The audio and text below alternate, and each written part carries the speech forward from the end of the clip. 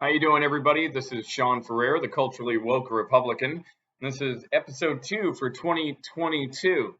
Uh, let's just jump right in. The first thing I wanted to talk about on this episode was the New York City subway shooting. Of course, this is major headline news. Everybody has heard about it. Um, what there are certain aspects of this that I think are rather questionable. Okay. The left has always gone for criminal reform, things of that nature. Basically, let's let these guys out of prison, or let them out with no bail, anything like that, and let's just see what happens. Let's roll the dice. Okay. Well, in this case, and as of many other cases around the country, this does not always work out. Okay, as in this case, the New York subway shooter. I will not specify his name because just like a few other outlets that I listen to and other podcasts, I'm not going to make this guy famous, and neither should you. Okay, but over 20 were injured when he administered a gas grenade, basically. He put a gas mask on, he set off a grenade, which turned the entire cab of one of the subway trains into smoke. He opened up with a 9mm Glock semi-automatic pistol and opened fire on basically everybody in there. Okay, over 20 people are injured. Few people in critical but yet stable condition. You know what I mean? Things like that. But what I really want to get into is the meat of this. Okay. I know a lot of people right now are going to sit back and be like, oh, he's going to say it. He's going to do it. You're right. I'm going to say it. If this was a white Christian man, this would be all over your news portals. This would be all over your televisions. This would be all over your computers, your phones, everything that you had. Matter of fact, there might be riots in the streets over this. But this is not a white Christian man. This is a black man. We've also found out that he is not only a black man, but he's also a black nationalist, which means he's a black racist. Okay? I know a lot of people out there think that that's almost impossible. How could a black man be racist? Oh, no, there's plenty of them out there. Just like there's plenty of white people out there that are racist, there's plenty of black people that are out there that are racist. Okay? How do we know this? This man actually had a YouTube channel. He would post his videos on YouTube, just like I'm doing right now. Okay, this is all factual information. This man, as of recent, has videos where he's yelling and screaming about how the white race is planning on killing every black person in America. This is what we plan to do, apparently. I must have missed the memo. I didn't get the facts. The email, whatever you want to call it, I didn't get it. But apparently, this is what the white race in America is planning to do, and this is the delusions of this man. Okay? He also can't stand black people on the same token, which is really weird. Okay? Because he says that all the black people are silly and non-responsive to his warnings, and you guys, they're sheep, and they're just being led to the slaughter. Okay. First of all, this all goes down to the same topic of racism in this country, which systemic racism in this country really doesn't exist. There are not white people or white cops walking around the United States just thinking to themselves, you know what? I can't wait to find me a black guy. That really doesn't happen. Okay? You can't blame the entire bushel of apples as bad because you got one apple that went bad. That's the facts of any social construct in life. Okay? Not to mention, okay, criminal reform. Let's get back on that subject. Okay? Criminal reform has made it so that this man has a long criminal background. Of course, it's, sheets long. sexual behavior, unbecoming of a normal citizen, things like that, violent behavior, things of that nature. Many different charges. I believe 9 felonies over between 3 different states: Wisconsin, New Jersey, and New York City. Okay, right there.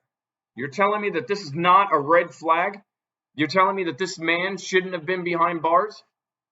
You're telling me that after his YouTube videos and YouTube viewing their videos, because YouTube views my video before I ever post it.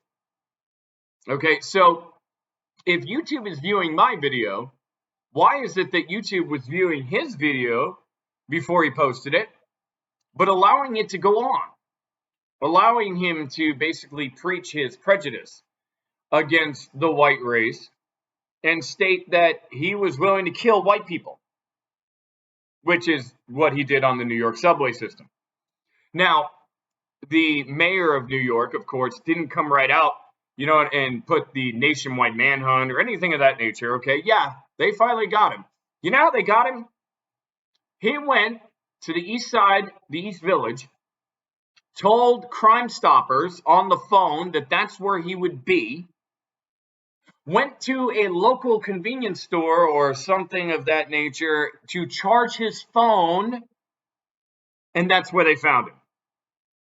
So good job, New York Police Department. I'm sure you guys are doing a great job. One of the reasons why the New York Police Department can't do their job is because they won't take the reins off of the New York Police Department. They won't allow the New York Police Department to stop and frisk or anything of that nature anymore. They're not allowed to condemn these people anymore. And we think that crime is just going to stop. Or the left thinks that crime is going to stop. I was actually with, for years, I was actually with the 3-strike rule that was in Florida as well as California. It's still in Florida. If you commit the same crime 3 different times, you go to jail for a long, long, long time. This ain't like no 6-month sentence anymore. No. You're habitualized. They call it the habitualized law in the state of Florida. Okay. In California, it's no longer there. And we've seen what happened to San Francisco. We've seen what happened to LA. We've seen what happened to many cities in the state of California. That being said, how far does this actually have to go? How many people need to die? Okay, and what's really sad is this is not a national news story right now. This is considered a local news story. The reason why is because of the race and the gender of the man, of the person. That's why. Because as I stated, if this was a white Christian male, this would be all over the papers. Black Lives Matter would have came out of the woodwork somewhere. They'd be marching somewhere in some city. It would go on and on and on and on. Forever. They would probably try to make a martyr out of this man, even after he killed all these people. You know what I mean? I just don't understand it. I really don't. I don't understand where the public thinks that criminal reform is going to help them. Okay? You want to solve crime? You want to solve how these crimes stop? Okay, because first of all, you don't even want to go into the New York subway system. You didn't want to go into the New York subway system when I lived in New York, when I left New York at the age of 14. Okay, let alone today. People are getting pushed in the tracks. People are getting beat for no reason. All of those suspects were black males, but you didn't hear about any of that. You won't, because it doesn't fit the mass media's narrative. It's not a white male. If it's not a white guy, it's not a national news story. If it's a black guy, it's local. Gets swept under the rug. It'll be a national news story for about 27 seconds, and it'll be forgotten tomorrow. That's not the way our media should actually be reporting these stories. That's not what we should actually have to go through as a society, as Americans, and think that, oh yeah, they got our back. Sure. No, I don't think so. And in that, I state that if you're smart these days, the way the world's going, buy a gun. Use your Second Amendment. Defend yourself. That's the only thing I can think of these days. Because the police are not allowed to help you anymore. There is no more of, oh, you know what? Don't worry. The cops will go and get him. Yeah, they'll go get him. They're going to go get him. They're going to release him within a couple hours so he can go do it again.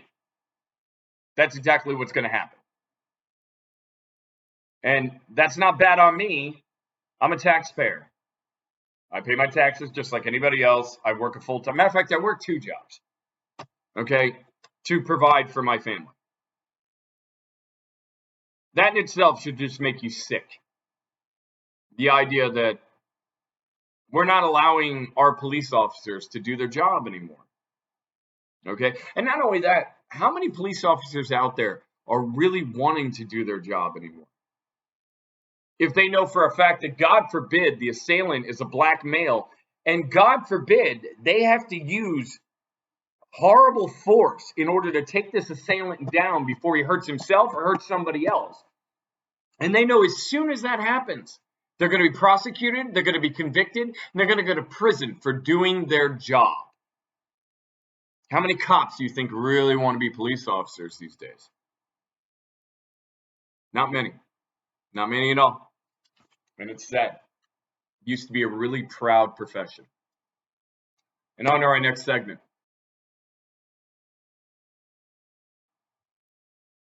Elon Musk. I love this man.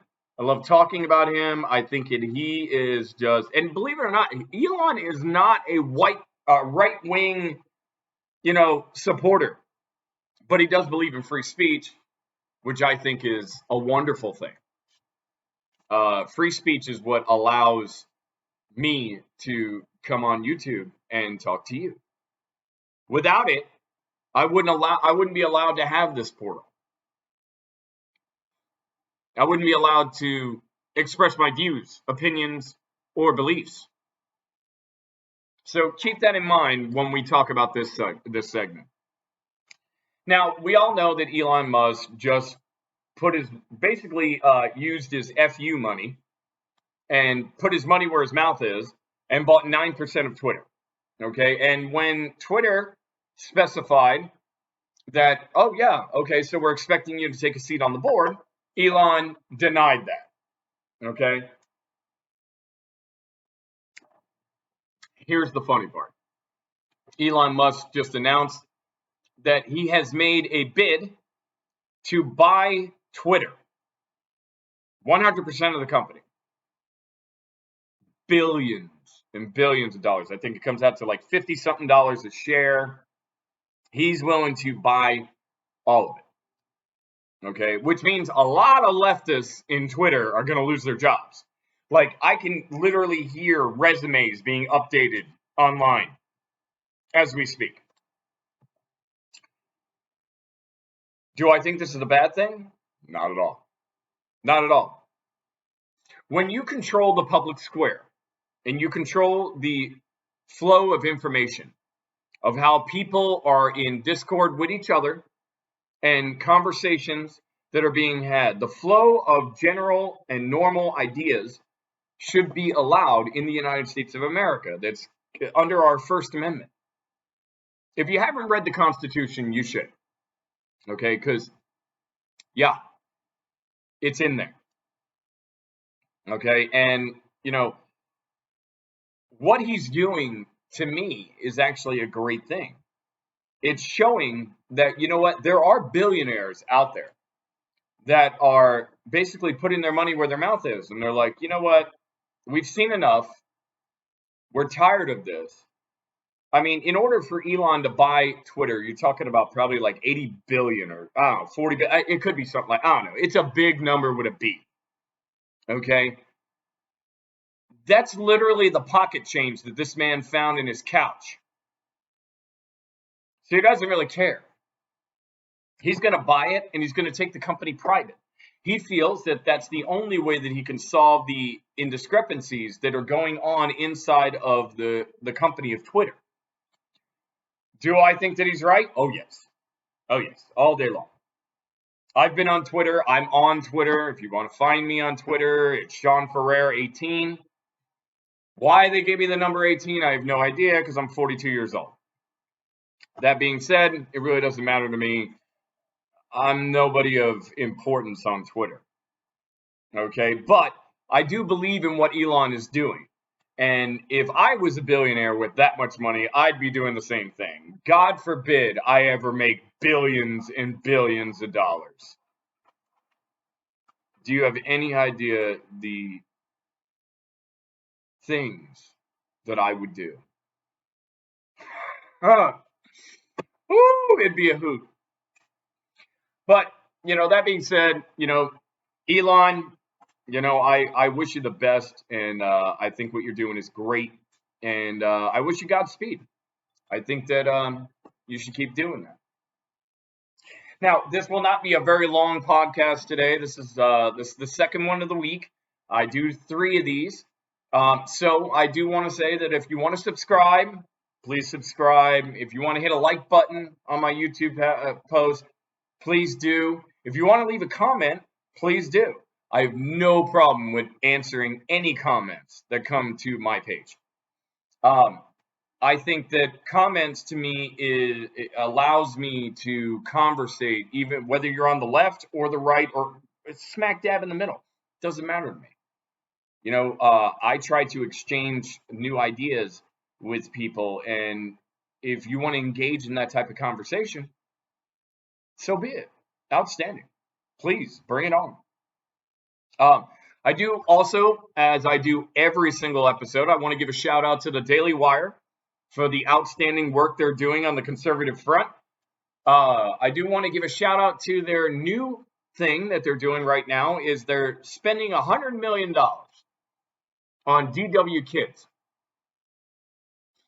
Because, as I spoke about in the last podcast, Disney decided that they were basically going to show you on how woke they really are and show you on how they're basically going to try and indoctrinate your children into transgender and gay hypocrisy, as far as I'm concerned. So the Daily Wire decided that they were going to be another one to put their money where their mouth is and make non-woke children's entertainment. Right now, I do believe it's still going on. They have the best discount that they've ever had. I never got this discount when I subscribed. It's a 45% discount on a subscription to the Daily Wire. Not only do you get DW Kids, okay, you get outstanding podcasts, you get outstanding documentaries, informational segments. You have all different types of shows. There's comedy shows. There's full-length movies, original movies that they've made. All types of things that you can actually get just for that one subscription. And now you can get 45% off. So if you're not a Daily Wire subscriber, I suggest you do it because guess what? My Leftist Tears Tumblr fills up every day on its own. It's a beautiful thing. Now on to our next segment. Of course, before I end this segment, I have to talk about, of course, the war in Ukraine. It's I don't know whether it's going great for Ukraine or if it's going great. I really can't tell.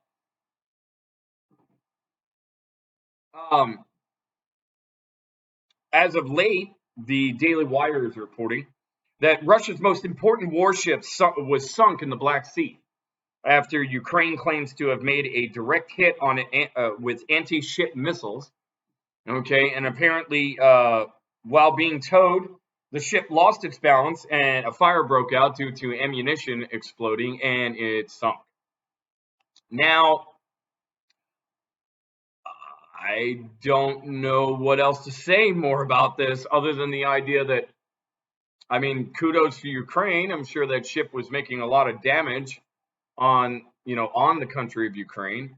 I'm sure it was aiding Russia in the invasion of Ukraine. As we spoke on the last episode, okay, do I believe that Ukraine is like an innocent bystander in any of this? No, not at all. I think Ukraine has corruption just like Russia. Okay. Um, do I believe in Russia's move to invade Ukraine? No, not at all. I don't believe in any major country invading another country's sovereign land. Okay. We have borders for a reason, and those borders need to be enforced in order for you to have a country. Okay. Does Ukraine have a right to fight back? Yes. Yes, they do. And now, as there's talks of war crimes being propagated against Russia, that tension is even higher. I mean, there's all types of reports of, trains being bombed and shopping facilities being bombed, civilians dying in the streets every single day. Do I believe that this is a good thing? No, not at all. I think that Russia has definitely overstepped their boundaries. Do I believe that our administration, our present presidential administration, had something to do with that? Oh yes. When the major superpower in the world shows weakness on the world stage, the tyrants come out to play. That's the way this works. Okay? So, you know, it is what it is at this point. The Ukrainians, they're trying to hold on to whatever they can. As I said in the last episode, I do believe that this is going to turn into a proxy war where it's going to end up where Russia eventually is going to stay with the pressure as long as they can until the point where Ukraine starts to bend. And the reason why Ukraine's going to bend is because the West is only going to give them so much aid, because we know Russia's a nuclear power and we don't want to see Russia start firing off nukes. So the West is only going to give out a certain amount of aid. Okay, well, that's not going to save Ukraine. And the president of Ukraine also knows this as well. So eventually he's going to start making deals with Russia. He's going to start saying, okay, well, you know what? If you want this territory, you can have this, this, and this, as long as we keep all of this.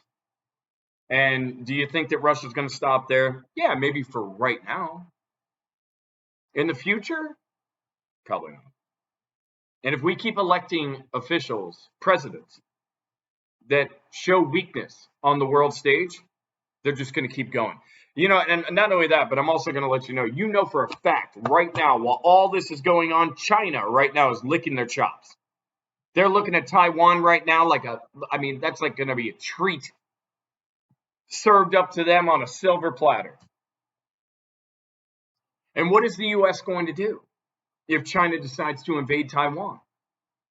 Now we have a serious problem because we've already given our word to Taiwan that we would defend them at all costs against China invading their sovereign territory.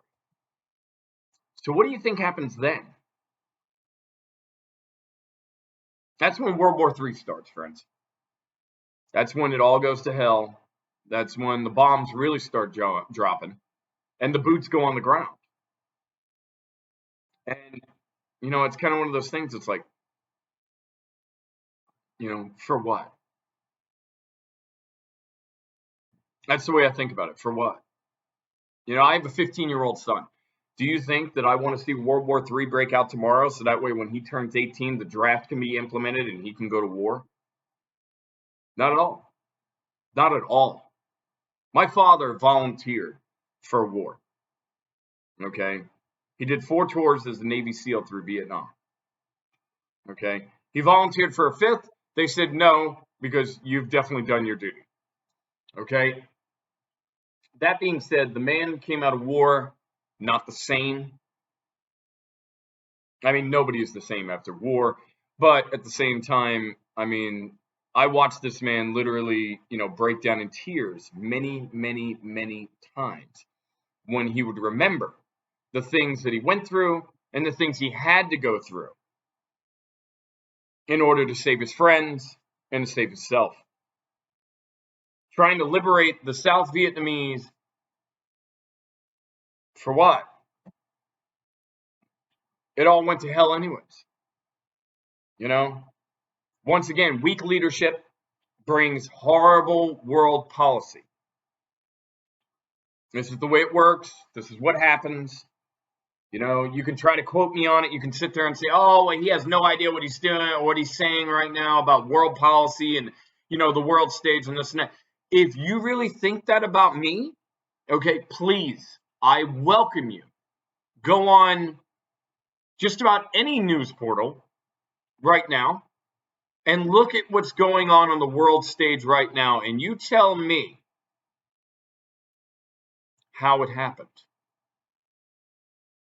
You tell me how it was propagated. Look at history and then point to today. And you tell me how it happened. I'll tell you how it happened. Like I said before, weak leadership. When you're the major superpower in the world, you're the one that everybody fears. They don't want you to start dropping the bombs. Well, if you have a weak leader, they're not scared of you dropping the bombs. They're going to walk over and do whatever the hell they want. And the reason why is because they're like, you know what? You're not going to do nothing anyways. You know, as I stated before, if you want to have a country, you need to be able to defend your borders. And that brings me on to my last segment for today.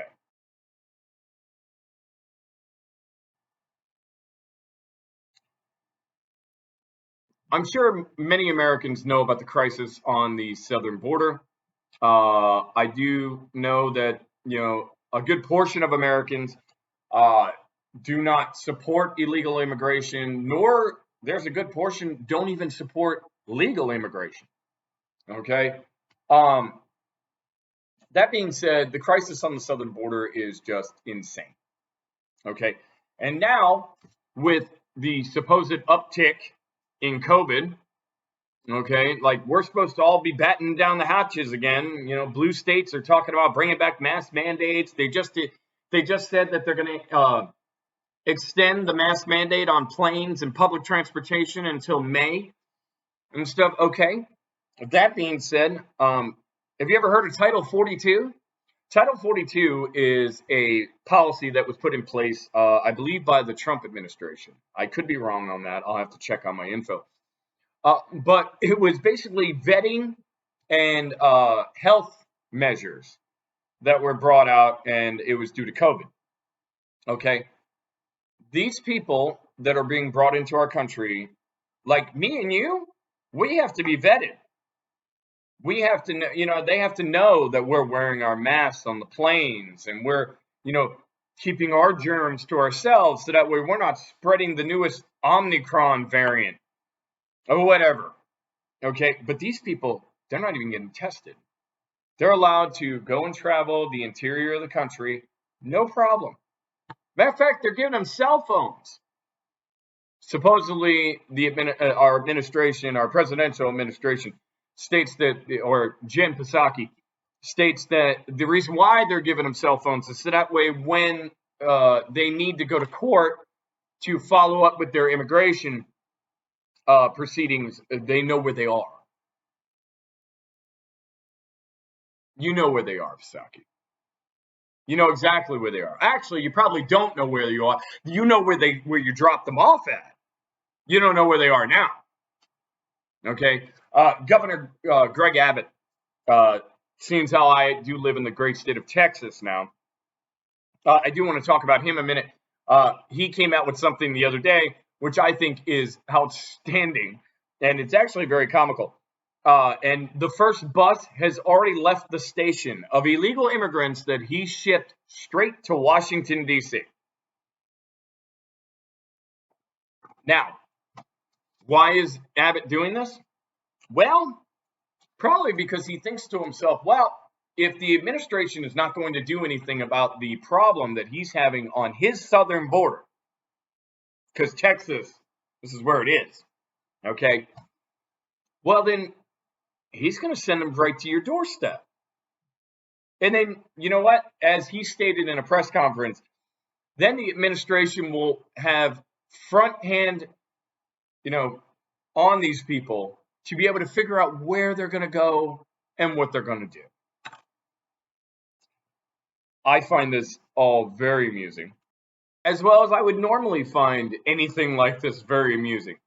Do I think it's very funny to watch Joe Biden have, say, 100 illegal immigrants that he allowed over the border illegally to show up on the White House lawn? I think it's absolutely hilarious. And I hope that it's a mass media frenzy. Like, I want to see it on television. I really do. Or on the internet, or some sort of video. I really want to see it. For the simple fact that that's exactly what this president deserves. Because of the radical policies that he's tried to push, and the regulations, and the things that he's taken away from officials that are trying to do their job, but can't. Because now their hands are tied. I would love to see this administration literally just go down in flames, which they already are. Joe Biden's approval rating at this point, I believe, is in the low 30s. That is horrible numbers. That's the worst numbers of any president in U.S. history.